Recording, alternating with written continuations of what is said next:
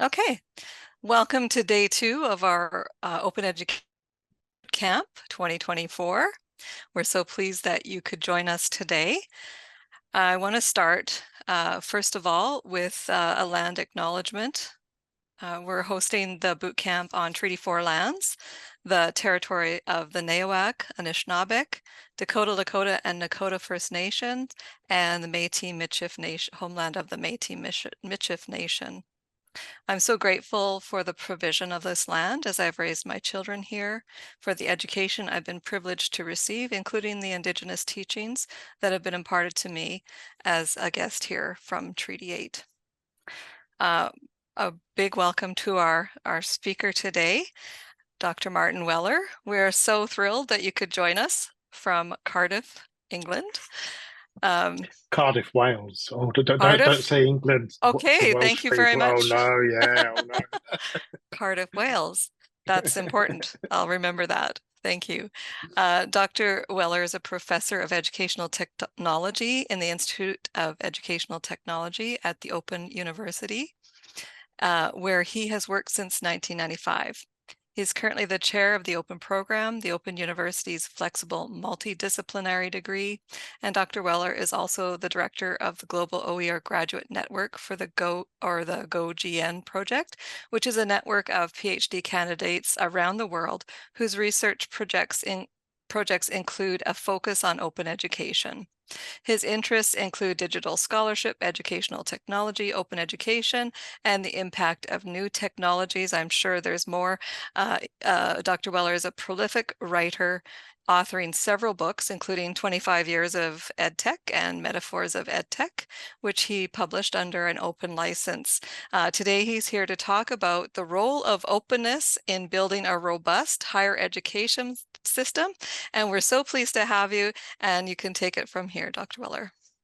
Brilliant. Thank you for the introduction. Yeah, to say that those two books are published by Athabasca University Press. So Ah. go Canadian Press.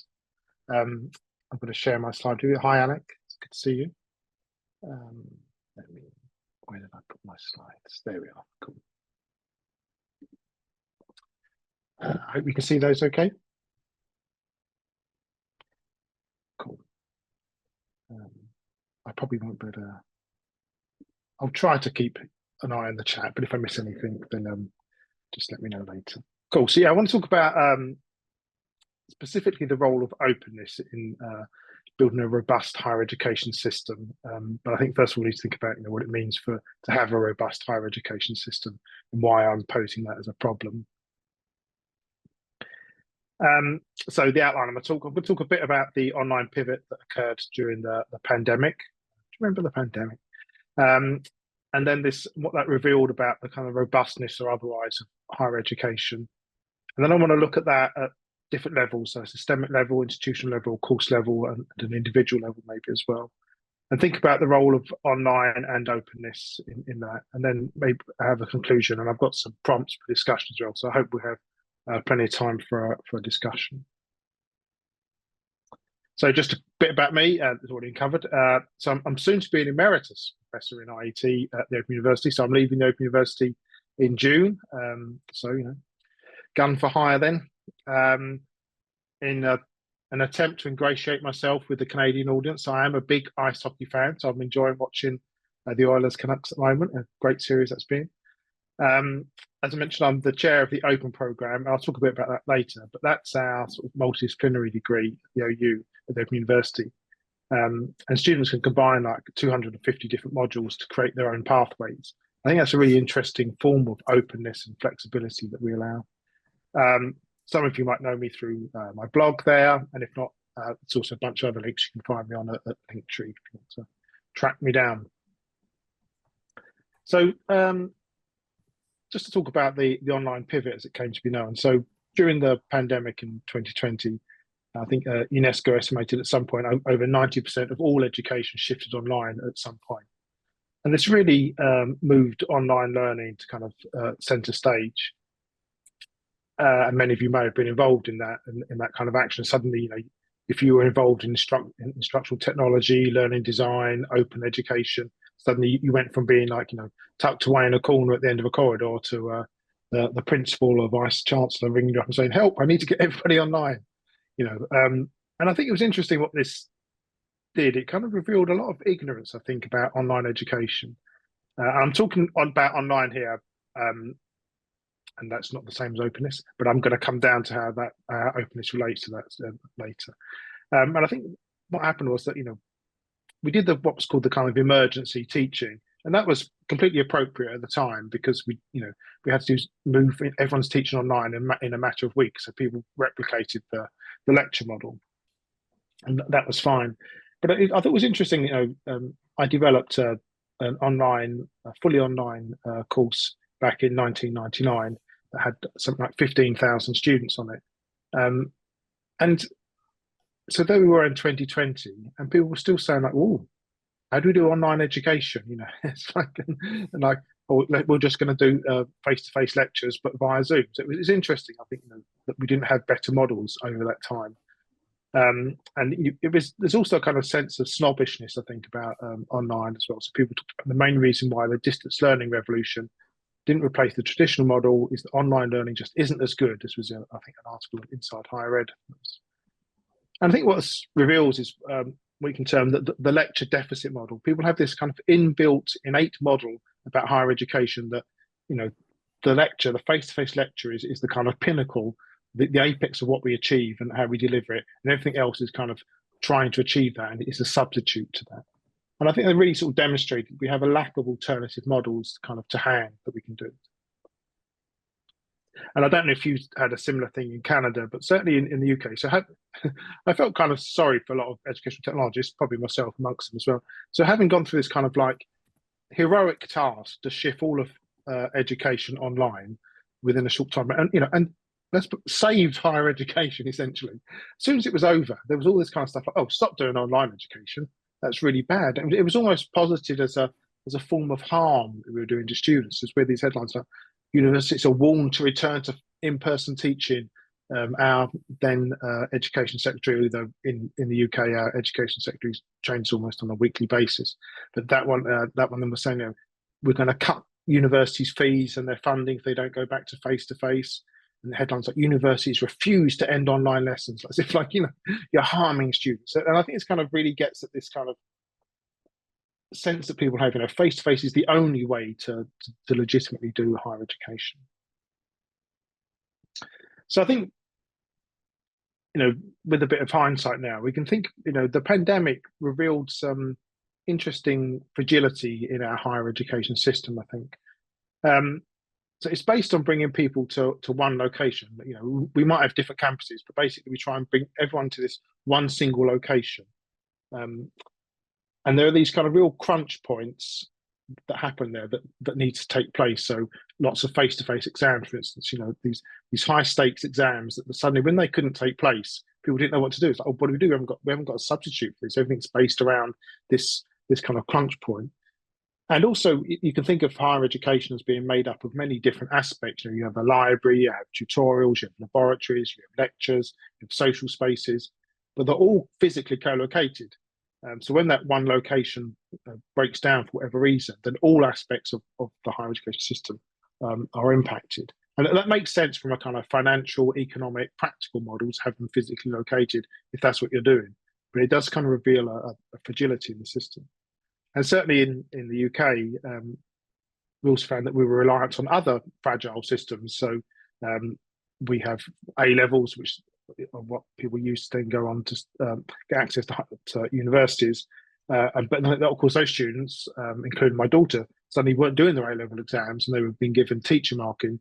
And that meant that students were achieving much higher grades than were anticipated. Lots of universities were suddenly saying, "Oh, we haven't got room for all these people who've achieved all these high grades." And similarly, it revealed that lots of universities really rely on overseas students for their finances to work.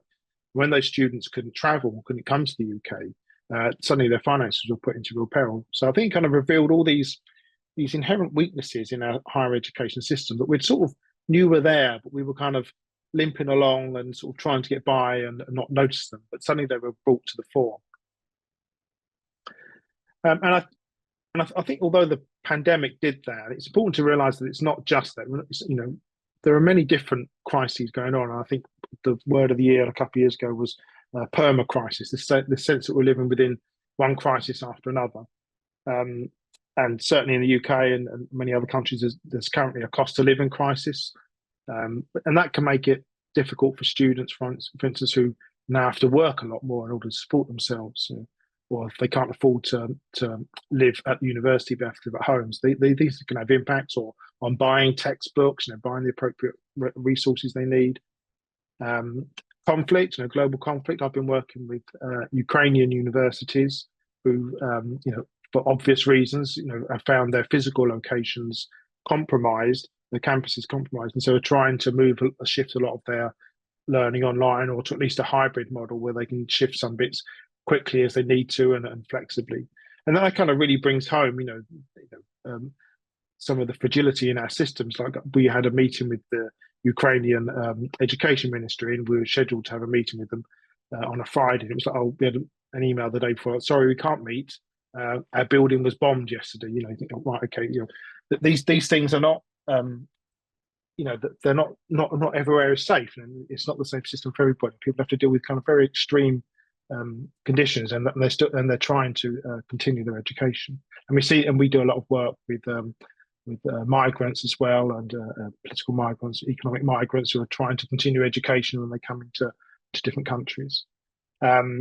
Pollution and climate change can have an impact. So, for instance, I did a presentation to a body in Iran recently, and they were saying that during the height of the summer, pollution can get so bad in some of the cities that the cities are effectively closed for 3 days. And again, that kind of really affects, if you've got a campus, you're trying to bring everyone to this campus, suddenly you have to close for, because of high pollution.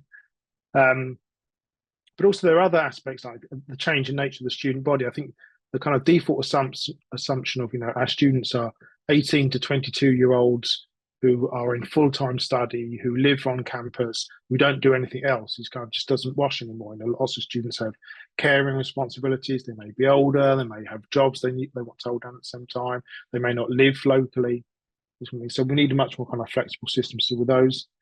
And even if you go down to the kind of individual level, many students may have individual crises in their lives and suddenly have to care for an elderly parent or something, or they have children, childcare may fall through or something. So we can't make those assumptions that everyone is kind of can fit into our model anymore. Protests and political upheaval. I have lots of colleagues who work in South Africa, and during the Rose was Fall crises, so their campuses would be closed, often for quite prolonged periods. So again, they had to kind of shift to a much more kind of hybrid model. Issues of globalization and what that means for higher education, students moving around a kind of global body. And of course, no talk in higher education would be complete without mentioning artificial intelligence. So I think, we need to think about the threats or opportunities that things like AI present to us. Is it sensible to carry on with the assessment models we still have? And does it change the type of content we give people? So there's all these changes happening around us in higher education. So I think the outcome of that is that higher education needs to be much more robust. It needs to be much more flexible. And I think flexibility is how it achieves this robustness. So you can't just rely on its kind of core model anymore and say that's it, everyone has to fit in around that. And to get around to the open part, I think openness in many different aspects, I'm going to use open very broadly, plays an important part, I think, in trying to develop this more robust higher education system. So to think about the systemic level, first of all, we can think of systems that have been designed to be robust. And an obvious one is the internet itself. So the design principles of the internet were that it was open, distributed, and decentralized. So it was designed to be capable of surviving a nuclear attack, so you could still communicate with people. And so it was open in that you could attach any device to the network. You didn't have to have specialized systems to be able to do that. It's distributed so that you can join in from anywhere. And it's decentralized. There wasn't one kind of central node that could be knocked out. If one node was knocked out, it would just find a different route for information to pass around. So those are kind of system design principles that are there from the start to build a much more robust system. So I think we can try and think about what would a a higher education system look like if it was designed around similar principles? So first of all, openness. So there are a number of these, I think, if you think back to the pandemic. So you can think about open resources, open educational resources, open textbooks. And one of the problems, of course, during the pandemic was we lost having face-to-face lectures, so suddenly we have to do those online. But also lots of people weren't used to teaching that way. And so lots of people tried to find other content they could provide and give people different resources to address. Also, open entry. So I work at the Open University. We don't have any students can come study with us. We don't have entry requirements. So that means we're not dependent on these kind of other entry systems that themselves may be fragile. Open source or self-hosting. I think this is kind of an interesting thing. So during the pandemic, in those first few weeks, I offered via my blog and some other tools kind of drop-in sessions to any academics in other institutions who are suddenly trying to shift all their learning online. And I could do that because I wasn't reliant on university systems to do that. I was self-hosted and stuff. So I think that kind of gives you certain flexibility, certain freedom, and open access to resources. I don't know if you saw this in Canada, but in the UK we've had the textbooks SOS campaign, which was so because suddenly libraries were closed. That meant the demand for e-textbooks went up, and would you believe it? Publishers saw that as an opportunity to increase their profits. I mean, who could believe it? So suddenly, like the price of e-textbooks went up like about 200%. And of course, if you have open textbooks or open access to resources, then you're not affected by those kind of like changes. So it builds a kind of all four of those things helps you build a kind of more robust system. Distributed. So I'm talking about the kind of open university experience here, but I'm not proposing everybody comes to open university, but just as an example. So we have part-time tutors who we call associate lecturers who support our students. And they're sort of distributed all over the country. So in that sense, we're not reliant on them being in one position or one location to offer that support. And similarly, our students are physically located all over the country, all over the world often. So they can study that again, they don't need to come to a physical campus to do that. And the same applies for academics and support staff.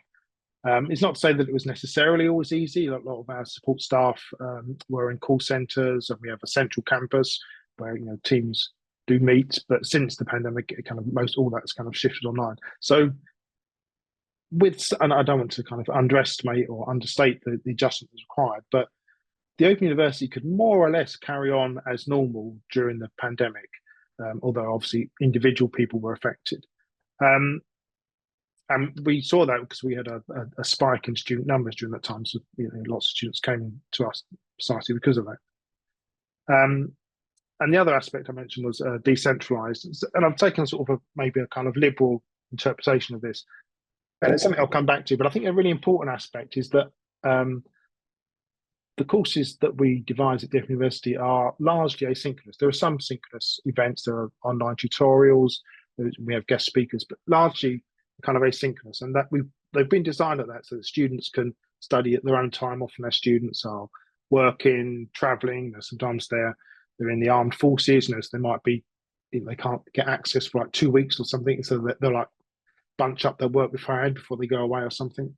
And I think that decentralization from a kind of temporal restriction, if you like, it becomes really important when people's lives are impacted by something like a pandemic and something that they can't guarantee that they can be somewhere at 9 a.m. on a Monday morning.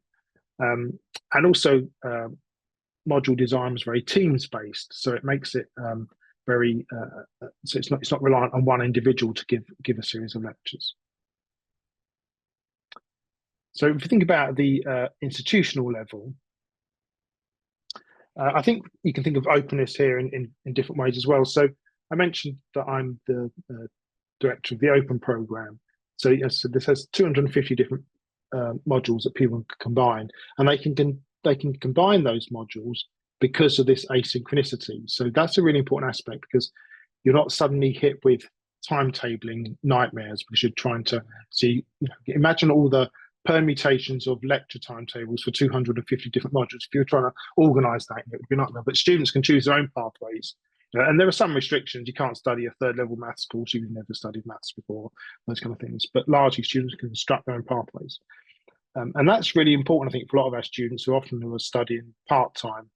And they come into the OU and they may have come from somewhere else and they have started studying at another institution, decided, I don't like whatever subject I was studying, but I don't want to lose that. I want to, shift over to, say I was studying history, I want to shift more to psychology, say.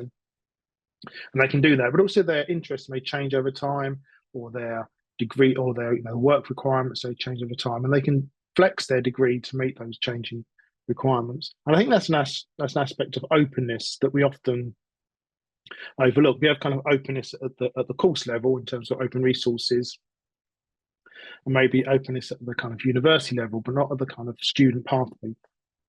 And I think that's probably underestimated the importance of that. Open as to timing as well. So I'm going to keep going on, but the importance of asynchronicity, I think, so you can do it when you want and flex it around your setups, and similarly around attendance. Which bits maybe you can attend some classes and not others. There's a kind of hybrid model, and flexible systems around assessment as well. I'm an external examiner at Warwick University, and they have an interdisciplinary set of modules, and they're really very interesting how they do their assessments. They co-design with the students, so they might do a module about water, for example, and that module will cover some chemical aspects about water, but also its importance in different societies. The role it plays in city construction, and the politics around water. It's kind of very interesting. So when you start thinking about water, it's like, this is a really interesting subject, and each student devises their assessment with their tutor, and these can vary enormously. So, like as external examiner, I might see someone forming a kind of multimedia piece. Another person has an essay. Another person has an information post. Another person has a poem. Another person has a rap. And it's interesting that you can still see those kind of different levels of understanding and interpretation, even across wide varieties. And I think those different types of open assessment formats can really appeal to students. And I think we need systems within these universities. So, academics and staff will respond to the metrics and the environment around them. You can say, I'm sure many of you may have this experience. I know my own universities, people often say, like, we want innovation, and then like you say, I'm going to innovate. Oh, not like that. Here's 20 forms to fill in before you go away and do innovate. So then people stop innovating. So I think you kind of need to put in place the structures that, if you do something, you can still get promoted for it, or it will be recognised, it will be rewarded, it will be valued. So we need systems that encourage staff to adopt open resources. So if you're going to adopt open resources into your class, that's not seen as a negative thing.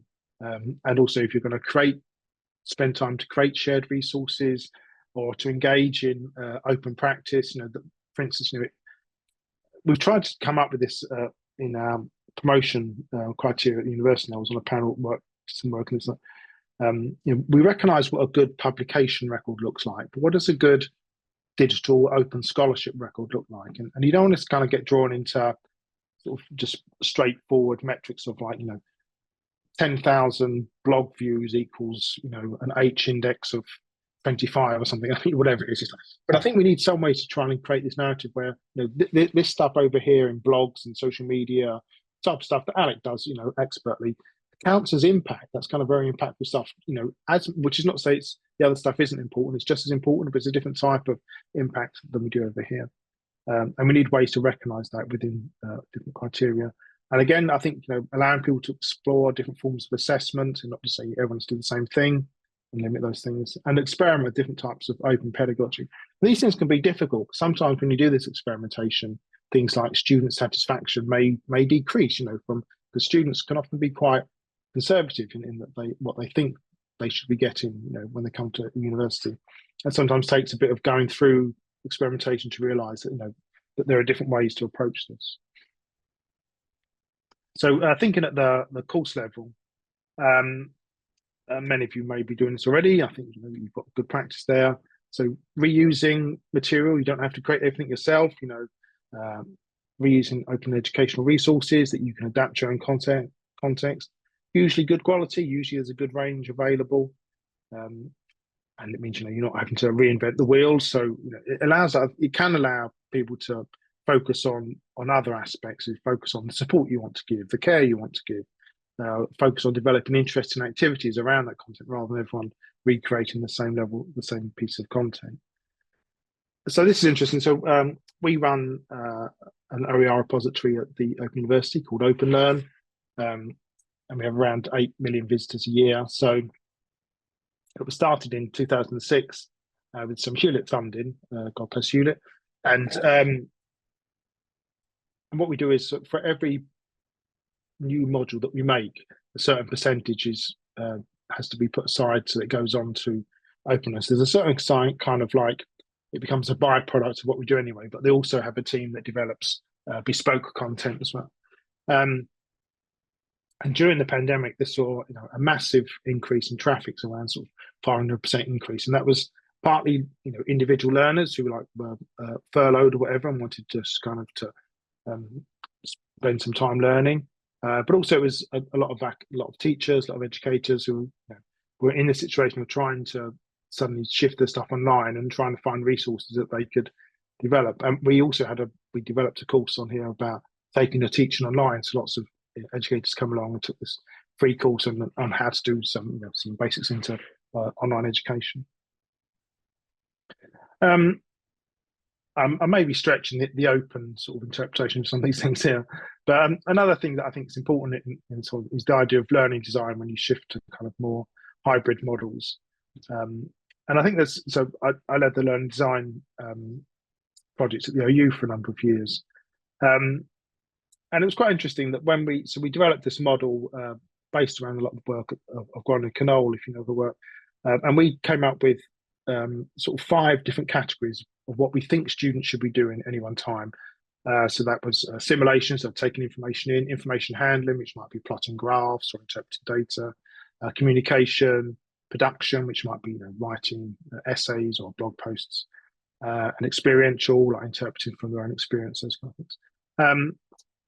So we had this kind of model, and that's quite a good way to think when you're designing an activity. I want students to spend some time doing this and sometimes doing that, sometimes a bit of time doing the communication. And I think there's a kind of general impression that you want the kind of balanced diet across those categories.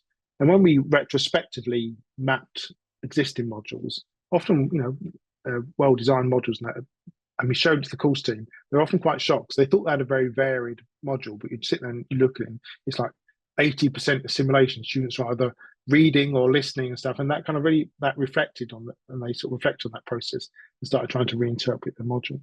But also what we did was we tried to share these learning designs, because now we had a common framework that was implemented across the university.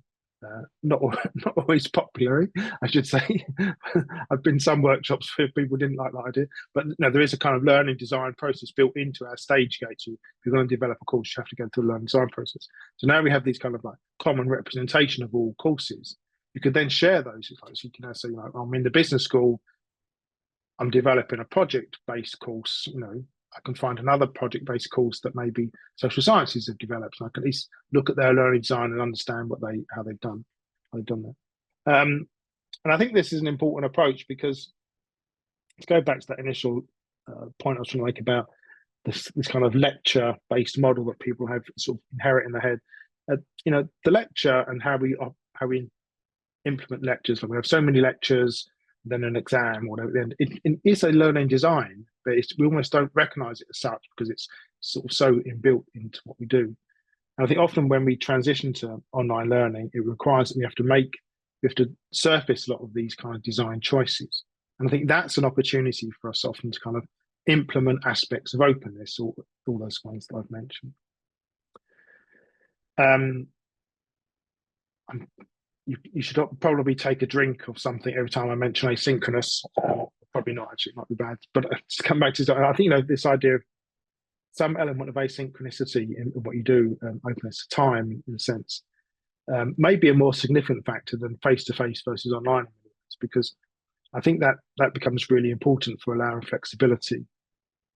So the whole one of the reasons why the lecture deficit model of kind of online lectures felt poor was because you weren't giving people the kind of the benefits of being online. And I think also when you move to kind of more asynchronous model, it allows you to make more extensive use of open content as well, whether that's through podcasts, blogs, videos, and these kind of things. You can pull into these different resources that people can draw upon as they're studying. It gives increased student flexibility, which they really tend to really like. Well, there is a kind of flip side to that it also gives increased responsibility to the student in that they have to, the timetable doesn't tell them turn up, this place at 10 o'clock on Monday morning, you'll get your content, go to this place at 12 o'clock and that's your laboratory. You're kind of much more responsible for organising your own time. And there are also a number of other benefits, like I think a lot of people prefer asynchronous discussions because they can think through their answers. And the point I made about increased curriculum flexibility, but like with the open program. And I think another point that we saw during the pandemic was so most places shifted to doing online exams. These came in various formats. Sometimes they were timed, 3 hours. Sometimes they're open-ended, and you might have like a week to do it. Sometimes they were closed. You couldn't use other formats. Sometimes they'd be proctored. Someone would be watching you, or AI would be watching you as you took the exam. And we looked at the evidence at the Open University of courses that shifted from face-to-face exams to these online ones. We found that there was an increased level of participation and performance across them. And many universities then decided, look, we're not going to go back to face-to-face exams. These are much more popular with students. In some ways, they're more realistic and they represent what you're going to have to do in the real world. And then along came AI, and I think that's kind of introduced a panic. So remember, hold on, students can cheat with AI, and I think one of the common reactions is, okay, why don't we just bring everyone back into the exam room, and that means they can't be cheating with AI. I'm not sure that's the kind of right way to go. So I think we need to think about these kind of more internet native and open forms of assessment. And I've put some suggestions there, but you've probably got your own ideas. And they're much more kind of authentic terms, forms of assessment that you can undertake. And I think we need to just, and if anything, if we can take a sidetrack to talk about AI, it's probably overhyped. It's probably, we're probably going to tire of it. But if it doesn't do anything apart from make people think, let's stop doing face-to-face exams as our common form of assessment, then it has been quite significant, I think, in many ways. So just think about the role of open. Good. So I think there are kind of number of affordances of open practice, and I'm using kind of openness in a very broad sense here. You notice I've deliberately avoided giving a definition of it. So at the end of it, don't say, what's your definition of open? So it gives us access to a wider range of resources. And I think often it's just thinking that you have access to a wider range of resources is beneficial. Asynchronous, take your drink of coffee or beverage of your choice, whatever, I've mentioned it again. Flexibility, I think, for students and for staff and for institutions about when you study, how you combine your modules for study, the tools you use in your study, the different tools that you might want to combine in your study. I think if you're into open practice, you will sort of automatically start thinking, oh, we should implement these types of tools, whether that's blogs or wikis or whatever. I think in many ways, perhaps the most interesting aspect is that it just makes us, I think when you try to embrace some aspects of openness, you begin to rethink pedagogy. We did a big project a few years ago called the OER Hub, again funded by Hewlett Foundation. We had these different hypotheses about the impact of OER. One of those was that it makes people rethink pedagogy, and that came across quite strongly. Just that even by seeing how other people teach made educators go, oh, I could do that, or oh, I could tweak what I do for that, or even just thinking about how they might want to implement open textbooks in their classroom made them rethink their whole pedagogy and their assessment at the end of it. And obviously forms of access, so you're not locked out from different things if those physical locations go down, for example. I think there are some myths around openness as well that many of you may have already encountered. there's always this tendency that, oh, yeah, if it was any good, you wouldn't be giving it away for free, and I think that applies from the perception of the receiver, the recipient of it. It's like, well, if this was any good, you wouldn't be giving it to me for free.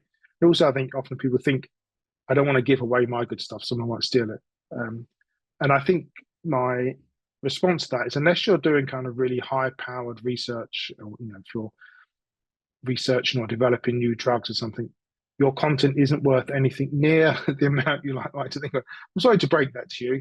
It's really just not worth that much money. So you may as well give it away. And I mentioned that I've published quite a few books under an open access license. And as soon as I accepted that I wasn't going to become rich by publishing academic books, these aren't the Harry Potter bonanzas. So you may as well give the stuff away effectively. Then people get access to it. And the reason you're writing is, if more people get to read it, then great. A side note, kind of a good story of that is that, so I wrote 25 Years of Ed Tech, which was published by Athabasca University Press in 2018. And then there's a good Canadian angle to this story, actually. So then a bit later, a friend of mine, Clint Lalonde, as some of you may know, said, oh, I want to do a sort of a summer project. And Clint used to work in radio. He said, I'm thinking of doing an audiobook version of your book. Would you mind? I said, no, of course not. And also, it's openly licensed, so the publisher, we didn't have to get rights to do it, although actually Athabasca were very much on board. And Clint got together different people to read every chapter. Did you read a chapter, Alec? Maybe. And so each people read a different chapter, kind of global community. And then Laura Pasquini, another Canadian, said, I want to, she's reading this podcast, I want to run a podcast about every chapter as well. So the audiobook chapter will come out, then Laura will do a podcast with different guests talking about that chapter. And actually, I think those podcasts talking about the chapters are probably more interesting in the book itself. The book is kind of just the spring point. But all that happens because it's an open resource and because we can do this stuff. So anyway, I think people often think it's cheaper to do open stuff. I don't necessarily know if it is cheaper to develop or necessarily adapt open stuff. It's just different. So I think you need to be, if someone says, let's go this way because it's going to be cheap and we'll save loads of money, I think you need to be suspicious of those kind of claims. It's lower quality, and again, there's lots of research from people like David Wiley about the educational efficacy of open textbooks and those kind of things, and that students prefer face-to-face or kind of traditional ways of being taught. I think that's kind of true sometimes, but often it's about if they feel they're getting what they've paid for, and particularly if they do have to pay for it. Or what they're expecting. But if you find ways of engaging students like to be engaged. I think that's the key. There are problems. I think we shouldn't pretend there aren't problems around openness. There's problems around version control. There is a problem around trust. It's like, where's this source come from? Do I know the data sources that this, particularly we're seeing this a lot with AI.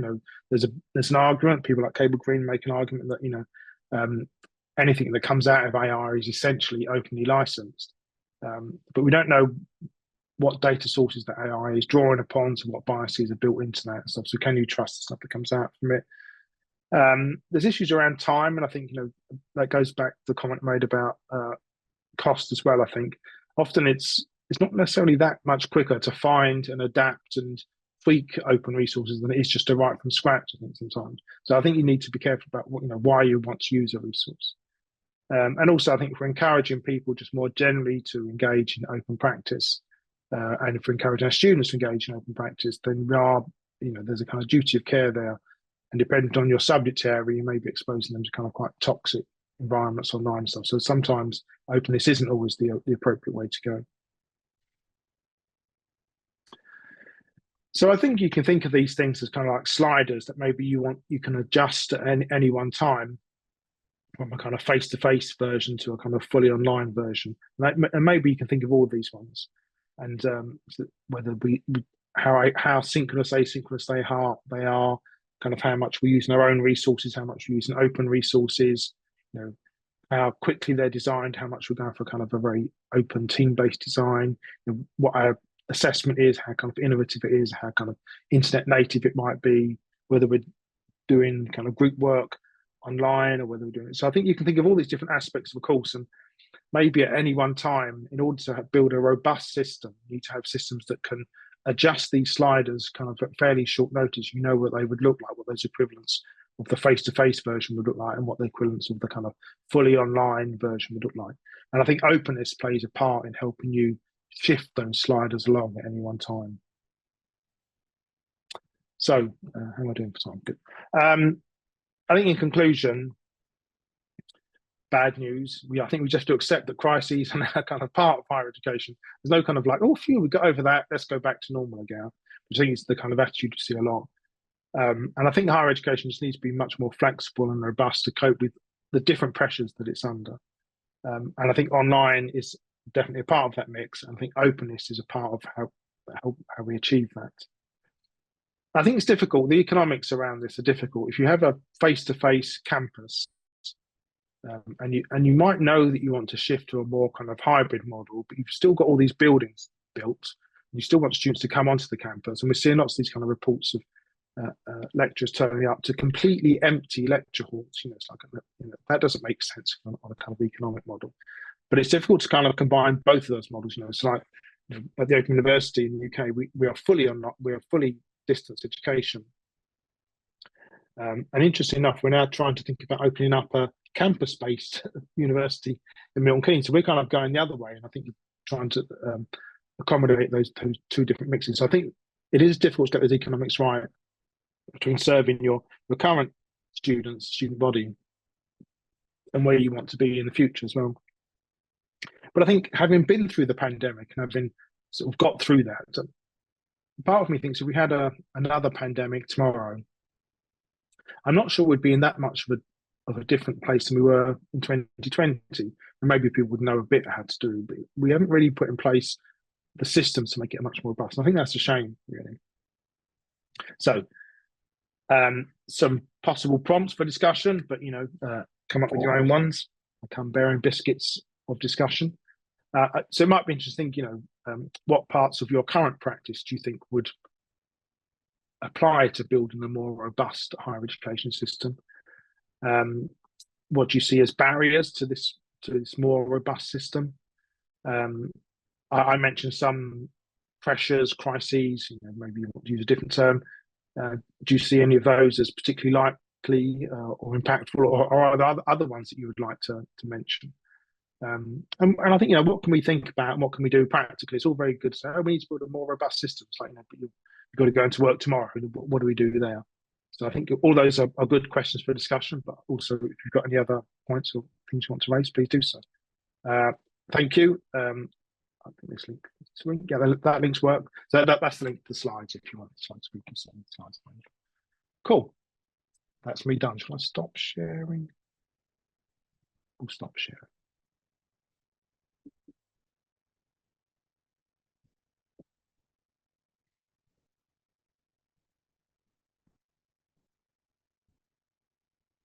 So pipe up if anyone wants to come in those.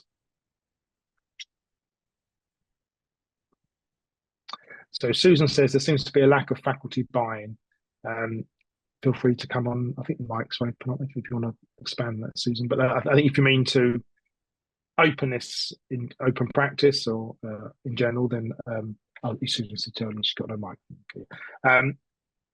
Yeah, I think that's right. And I think sometimes it's about people think, I've got enough. And I think I'm completely understand this, actually. We're all really pressured. It's like, just trying to support your students in a number of different ways. And someone comes along and says, like, hey, why didn't you think about open resources? Like, not now, I'm busy. I think it's a kind of very valid response. But I think partly trying to demonstrate the value of that as a solution to things that people actually do want to do. People do want to create a more robust system. People do want to create a system where they can be more caring and flexible for their students. So I think seeing that as a route to be able to realise those things that they do want to do is a valuable approach.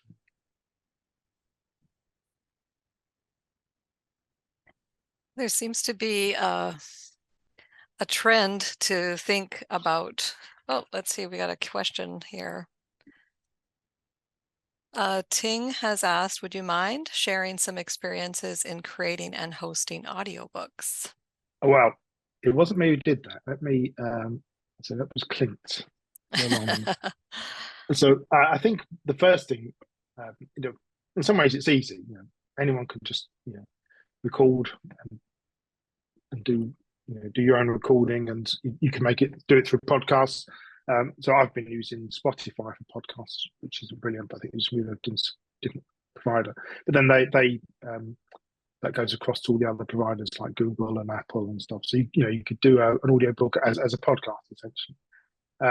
So I'll put the link in there to the audiobook and podcast. But I think that the interesting thing that Clint did was to get different people to read each chapter, have these kind of different voices. And I think that, in some ways, it's the organisation of that takes time. I had to read 2 chapters, and I'm a terrible reader. So I guess my advice there, team, would be, get yourself a good. It might be worth investing into a good kind of auto cue bit of software. I think that kind of really helps, and just making sure you practice it a few times.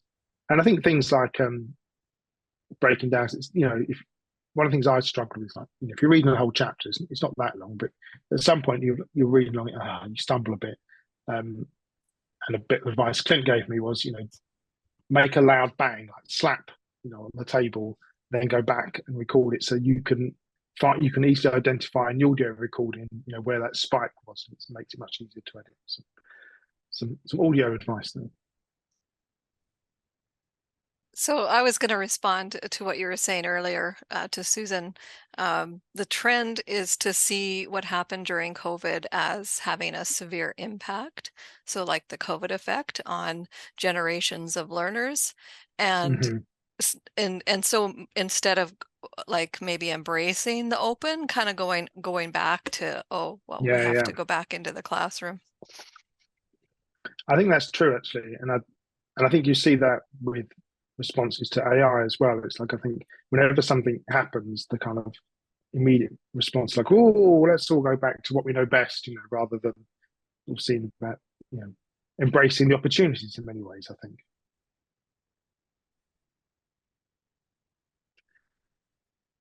Yes, sorry, there's a question about, are you aware of any research on the barriers and facilitators instructors facing creating and using OER? Yes, I am. I'll ping you some research, because a lot of our GoGen researchers have done exactly that kind of work. There's quite a bit, and also there was a OER Hub research report. So I'll find the links and I'll ping them over. But yeah, I mean, it's you could probably guess the answers yourself, I think, to all this stuff. I think it's a lot of it's around investment in time. It's about a lot of the things I mentioned around tenure and recognition process. Why do this stuff if people aren't going to recognize it? A lot of it's about nervousness, I think, often about releasing your own content and putting it out there. And sometimes it's about worries about student perceptions as well. So I think you can probably guess most of those barriers, I think. And I think people like Rajiv Jangani, if you know him, Brock, has done really good work on introducing systems within the university that kind of help overcome a lot of those barriers. Alex says, would love your thoughts on the Gen AI scene and what this might do to the trajectory of openness, especially regarding the incoming mountains of AI generated content. Yeah, and the renewed promise of personalized learning that these systems seem to promise. Perhaps the big questions around institutions failing to deal with academic misconduct issues can be addressed somewhere in this. I'm just babbling at this point. Good. Yeah, no, I think you're right. In some ways, I go back and forwards over AI, which I think is actually the appropriate response. I'm very wary of kind of the AI, tech love boys, like, yeah, it's the next big thing. Universities are dead, and equally, I think you need to be skeptical of people who say, it's just a passing fad. It's going to be nothing. I think it's clearly going to be really important, and in many ways, we've struggled for years in the OER world to try and get people to create OER. And it's like, hey, bing, they can get it done through generative AI. It's done, and actually, I think we need to be. I know you've been experimenting a lot with it, Alec. a lot of the content's really good. It's not bad at all. It's like, and I think for lots of things, it's really practical and it's really useful. So I don't think we should be that scared of it. Um, I'm always wary of people who use their own children as an example for the entire sector. But just my daughter's studying at undergrad level, and she often uses AI to kind of summarize this article for me, and it was actually pretty useful. It's a really good tool for her. So I think there's all that goes over, and I think, as you say about the promise of personalised learning, ever since I've been involved, you said I joined the Open University in 1995. People were getting excited about personalised learning then, so it's going to this holy grail. But I'm just not entirely sure that personalised learning is that great anyway. It's like, I think you want some flexibility in the system, and I think you want to be able to match it to what you want to do. But there's also quite a lot to be said for a shared experience. It was interesting. I think it was the OU Netherlands used to have a kind of sign up anytime approach. And they moved to a cohort approach because students missed having people going through a common experience. And if everyone's studying a personalized curriculum where content is generated for them by AI, you might come out and not know who's studied what. How do we share our common experiences? So I think it's great in lots of ways. If you fail to understand a certain topic, and you can say, you can get the AI to generate you a different interpretation, a different explanation of that topic. Oh, and now I get it. That's brilliant. It's like, because often what works for one person doesn't work for another. But I think this whole idea that you just give me a degree in oceanography now, and it's kind of different from what everyone else does, may be kind of oversold. Yeah, the Doomsday came out after MOOCs too. Yeah, that's right. Yeah, exactly. The MOOCs, sort of came and went a bit, and they're sort of there now. It's great, but it wasn't quite the tsunami that people predicted. So just to follow up, there's another question there. Are you aware of any research from the administrator's perspective of using OER in teaching? If yes, how are they supporting faculty's use of OER? Less of it, but there is some again, I think. And I think I need to dig out that OER Research Hub report that we wrote. We kind of looked at those different perspectives. I think often it depends what you mean by administrators. Often the biggest champions of OER are librarians, and they help academics incorporate it into their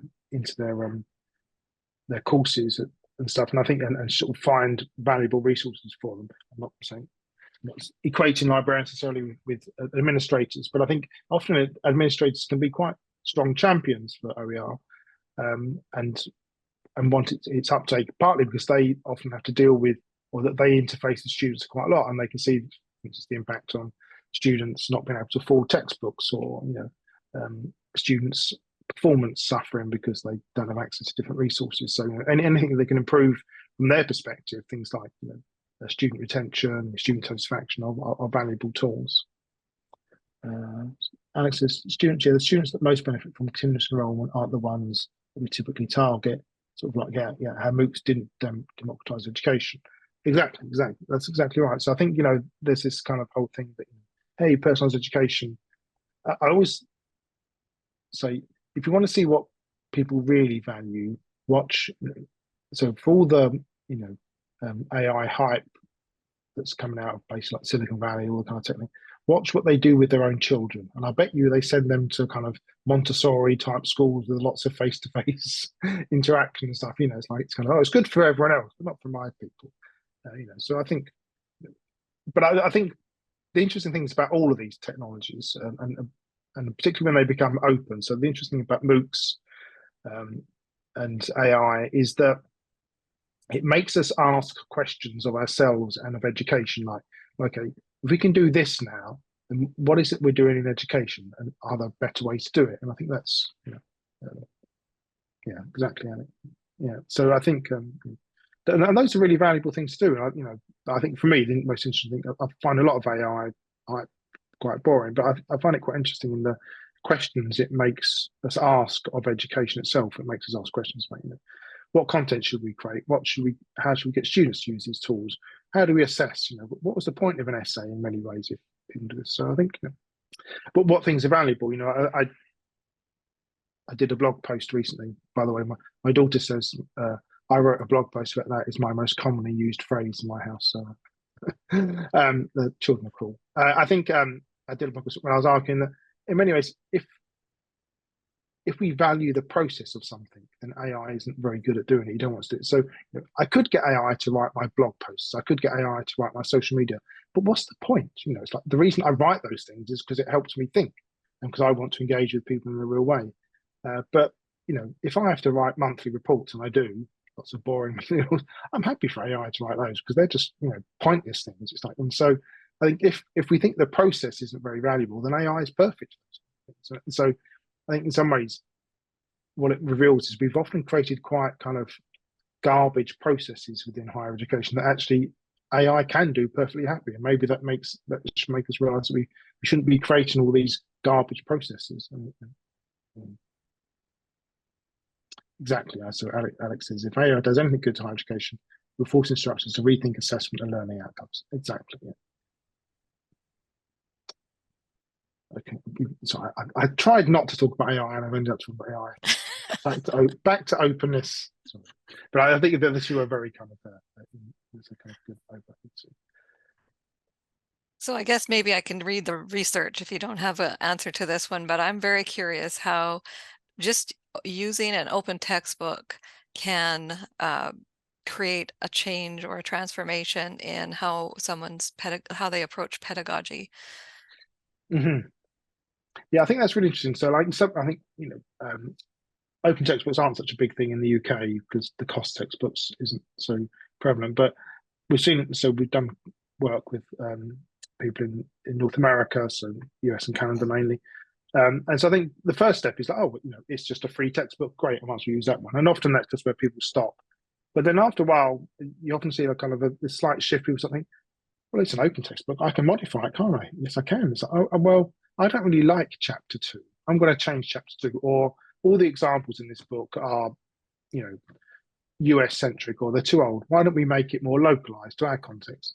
And then the next step in that is like, hey, why don't we get the students to change some of the stuff? And so you get people saying, oh, well, why don't we, what don't you like about this textbook? Or why don't we find kind of why don't we go through a process of decolonization of this textbook? If we think it's kind of only got the typical kind of voices in that, I think that actually becomes then really powerful because then students start to see a textbook not just as kind of something they receive, but they see knowledge as something that they partake in, and can contribute to. So they can find resources and add them to this textbook, and they produce their own version of it, during their studies. And I think that then becomes really powerful. So I think that's an interesting kind of, and not everyone goes along that path, I don't think, but you do see some people go along that kind of trajectory.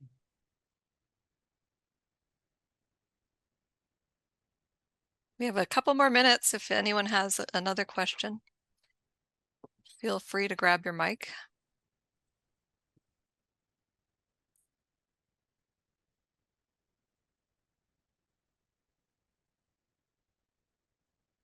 I get quick but good one from Alec there. So any thoughts on the role that openness in your work supported your tenure and promotion other career growth? Yeah, I think it's often,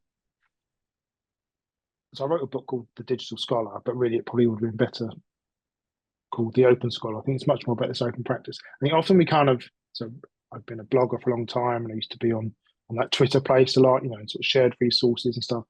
I think often when we first start thinking, we think about these things as being in competition with conventional scholarship, if you like, writing books, giving keynotes, writing, publications. But actually, I think they're complementary to each other. So you might get invited to give keynotes because people know you through your online presence, as much as your formal publication record. And you may get, and we see this a lot with our GoGen students. Lots of them start to collaborate on papers together because they get to know each other. And so you may get invited to be on research projects or to give keynotes or to engage or to co-write an article with people because they get to know you through the work you do. And also, I've written a number of books that have really come about through my blogging process. About 25 years with Tech and Metaphors with Tech. I didn't set out to write these books. I was just blogging and I thought, I can wrap these up into a book. And that's kind of a good starting point to write those books. And you end up with like rewriting and adding new stuff, but at least it's kind of a good starting point. And also, what was really useful then was like you go back and you find other people have commented, in the comments, and well, that's really good.